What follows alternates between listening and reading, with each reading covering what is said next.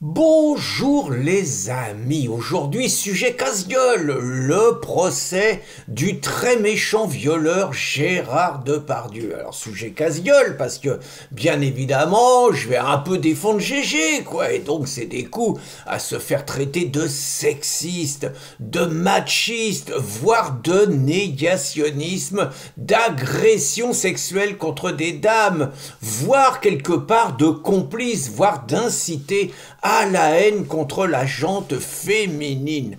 Alors, ça fait 2 jours que Gégé, il est devant la 17e, enfin je sais pas si c'est la 17e, en tout cas il est au palais de justice, et très franchement, déjà la première chose, c'est un sentiment de malaise. Je vous le dis très franchement, bon, vous voyez Gégé, 76 piges, bon, énorme, le mec il a du mal à se déplacer, il est obligé d'avoir la main sur l'épaule de son avocat, d'après ce que je crois savoir, quand il est devant le président du tribunal, il est obligé de s'asseoir sur une chaise qui lui est presque faite sur mesure et tout.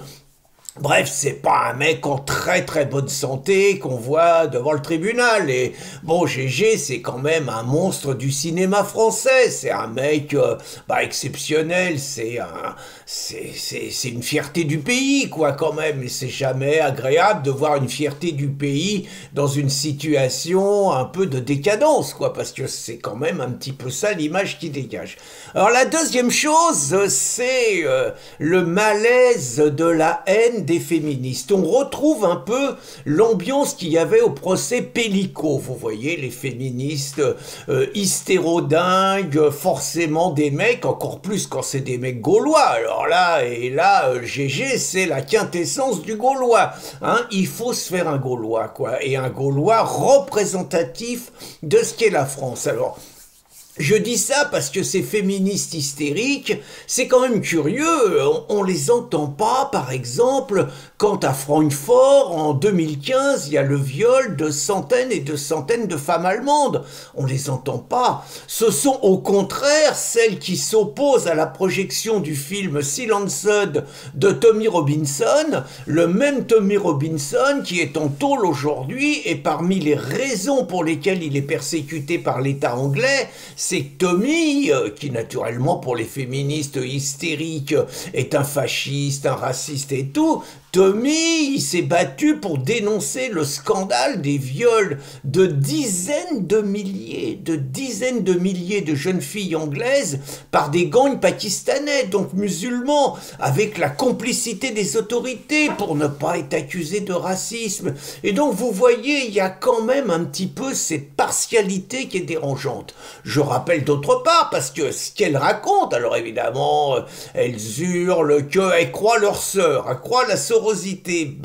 Peut-être, mais le procès, il n'a pas eu lieu. Et désolé les louloutes, mais c'est pas parce qu'une nana dit qu'un mec l'a agressé sexuellement que c'est toujours vrai. Je vous rappelle juste, les louloutes, que Éric Zemmour, quand il a lancé sa campagne pour les présidentielles, il y a tout de suite eu, comme par le plus grand hasard, une dizaine de femmes, toutes de gauche, qui ont raconté que depuis 30 ans, elles avaient subi des agressions inqualifiables de la part du président de Reconquête. Et naturellement, Mediapart relayait activement cette propagande. Il s'est avéré, je sais pas moi, mais il s'est avéré qu'aucun procès n'a été mis en place par le régime pour confondre Éric Zemmour. Et pourtant, je crois savoir qu'Éric Zemmour est pas dans les petits papiers du régime et que dès qu'il dit quelque chose sur l'islam ou sur la délinquance, il se retrouve devant la 17e. Et que dès qu'il y a une occasion de lui mettre la tête sous l'eau, les juges ne le ratent pas. Donc s'il n'y a rien, peut-être mesdemoiselles, j'aime bien les appeler mesdemoiselles, ça les énerve, hein, eh bien mesdemoiselles, c'est peut-être que vos sœurs, comme vous dites, ont menti. Et peut-être qu'elles ont menti dans des buts politiques. Et peut-être aussi, parce que je vous rappelle quand même qu'il y a des féministes spécialisé dans la défense des femmes lors d'un divorce, qu'il y a des avocats qui encouragent les femmes à se plaindre d'agressions sexuelles pour avoir la garde des enfants, et qu'il y a même des avocates féministes qui travaillent et qui manipulent les gosses pour que les gosses racontent que leur père a des gestes, des agressions sexuelles également. Elles sont capables de ça. Donc je suis désolé, je n'ai aucune confiance. Je dis pas que Gérard Depardieu est exemplaire. Moi, il m'énerve sur d'autres choses. Il m'énerve quand Poutine lui accorde la nationalité russe et qui dégueule sur Poutine sur le sujet ukrainien. Il m'énerve quand ce gros imbécile de temps en temps se permet de dire que l'islam c'est une religion fabuleuse et qu'il est converti à l'islam et qui fait des déclarations d'amour à l'Algérie et qui dit qu'il a la nationalité algérienne. Il me gonfle, si j'ose dire. Mais en attendant, c'est Gérard avec tous ses excès, avec ses faiblesses, avec ses bons côtés, bon vivant, vrai Gaulois, et un mec, on le prend intégralement. Donc je reviens, les nanas, je suis désolé, c'est pas parce qu'une de vos nanas porte plainte et dit qu'elle a été agressée que c'est toujours vrai. Alors, parmi quand même, parce que je vous disais, là, on retrouve un peu l'ambiance du procès Pellico. Très franchement, on voit que ces nanas, elles veulent qu'une chose, c'est la guerre des sexes.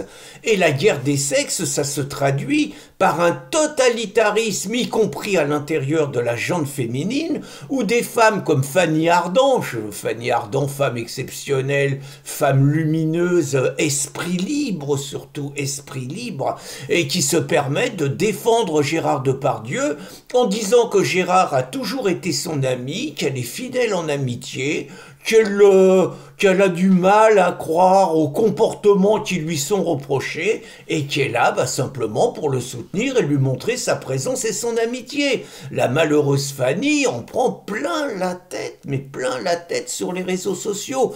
Et donc on a vraiment l'impression derrière ça qu'il y a une haine du mal, mais du mal blanc, pas du mal africain, pas des violeurs migrants et tout, pas cela, non, la haine du mal blanc.